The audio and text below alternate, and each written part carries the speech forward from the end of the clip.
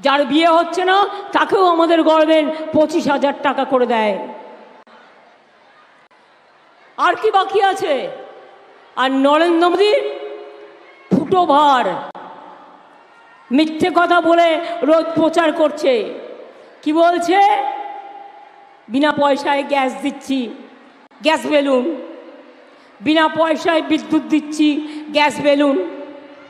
বিনা পয়সায় রেশন দিচ্ছি, gas balloon. 30,000 কোটি টাকা দিয়ে আমরা রেশন দিই, মোদি দেয় না। চ্যালেঞ্জ করে গেলাম। নিজের নামে কোটি কোটি টাকা খরচ করে প্রচার করছে। আর দেখুন 100 দিনের কাজের গরিব লোকগুলোকে তাদের মজুরি দিল না, আমরা দিয়ে দিয়েছি। এবং শুধু তাই নয়, আমরা এবার থেকে কর্মশ্রী বলে একটা পরিকল্পনা চালু করেছি। সেটা হচ্ছে 50 দিন তারা কাজ পাবে যারা জব কার্ড হোল্ডার। তার বেশিও যদি তারা চায় 50 দিনের জায়গায় 60 দিনও পাবে। এর জন্য টাকা পড়ে থাকবে না, এটা রাজ্য সরকার করবে। মাথায় রাখবেন, দিল্লির ভিক্ষে চাই না। 11 লক্ষ বাড়ি পড়ে আছে, দীর্ঘদিন ধরে করে দেয়নি। আর বলছে আমি 43 লক্ষ বাড়ি করেছি। আমাদের টাকাটা কি উড়ে গেল? সব তো আমাদের টাকা দিয়ে হয়েছে। তাই আপনাদের বলি, মনে রাখবেন, যদি রেশনটা উনি দিতেন তাহলে ওনাকে 2 বছরে 14,000 কোটি টাকা দিতে হতো, দেয়নি।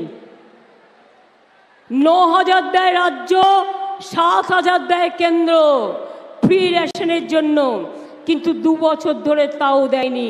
অর্থাৎ 16,000 32,000 কোটি টাকার সবটাই আমাদের দিতে হয়েছে। স্বাস্থ্যসাথী কার্ড বিনা পয়সায় আমরাই দিই। আমাদের চাষিদের ঘরের চাল আমরাই কিনি। মনে রাখবেন, নদিয়া জেলার একটা গর্ব আছে। রানাঘাট, চাকদা, গয়েশপুর, কল্যাণী থেকে শুরু করে নবদ্বীপ, কৃষ্ণনগর, এগুলো চৈতন্যধাম, শান্তির বাণী, শান্তির ধাম, শান্তির বাণী এবং শান্তি নিয়ে এসছে শান্ত তীর্থে, পান্থ তীর্থে বারবার মানুষকে আকর্ষণ করে। তাই মোদিবাবু, আপনার কাছে আমাদের ধর্ম শিখতে হবে না, আমরা সব ধর্ম মানি। আপনি নির্বাচনের সময় হরিচাঁদ ঠাকুর করেন, আর নির্বাচন হয়ে গেলে পাত্তাও দেন না, কিন্তু আমরা সেটা করি না। আমরা প্রতিদিন করি। তার কারণ আমরা মনে করি সব ধর্ম যার যার সম্মানে। ধর্ম আমার মা, উৎসব আমার মা, এটা সবার জন্য, এটা মাথায় রাখতে হবে। উনি আমাদের ধর্ম শেখাচ্ছেন, উনি আমাকে রামকৃষ্ণ শেখাচ্ছেন, উনি আমাকে বিবেকানন্দ শেখাচ্ছেন। বলবেন চ্যালেঞ্জ রইল, একদিন দাঁড়াবি মানুষের সামনে, দুদিকে দুটো স্টেজ থাকবে, তুমি না দেখে বলে আমিও না দেখে বলবো রামকৃষ্ণ কি, তোমাকে ব্যাখ্যা করে বুঝিয়ে দেবো। হিন্দু ধর্মে তুমি হও জানো না। স্বামী বিবেকানন্দ কি তুমি জানোই না? মা দুর্গা নিয়ে কথা বলো, তুমি মা দুর্গাকে চেনো? মা দুর্গার কটা ছেলে মেয়ে আছে সেটা জানো? বলে আমরা নাকি উল্টো মন্ত্র বলি, আর তুমি অ্যাডভার্টাইজমেন্ট দিয়ে বলছো। দাঁড়াও যে কোনো দিন চ্যালেঞ্জ করে, আমি যা মন্ত্র জানি তুমি তার এক কোণাও যদি করো, তাহলে বলবো মাথা পেতে নিয়ে যে আমার মাথা নত করে দাও হয়ে তোমার চরণ ধুলার তলে। আরে শুনুন, পার্বণ আমরাও করি, সব ধর্ম করি, সব তীর্থে যাই, সবাইকে আপন করে নি। এটা আমাদের বাংলা।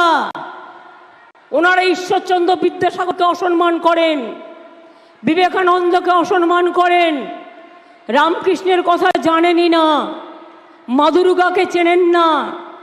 আগে বলতো মমতা জি ने দুর্গা পূজা নেই করনে দেতা। বুঝুন, দুর্গা পুজো হয় না বাংলায়? কি মা বোনেরা, হয় কি হয় না? কি মিথ্যেবাদী লোক ভাই, মানে এত মিথ্যে বলতে পারে না। সুব্রত আজকে বেঁচে নেই, তাই বেঁচে থাকলে বলতো মাড়িটা চলে যাওয়া উচিত তাতে, যে এত মিথ্যে কথা বলে সেই জন্য। আমরা নাকি সরস্বতী পুজো করতে দিই না, সরস্বতী পুজোর মন্ত্রটা দেন। নারকেল কুল আমরা সরস্বতী পুজোর সময় পরে খাই, পুজো হয়ে যাওয়ার পর, তার আগে খাই না। জানেন বাংলার কালচার?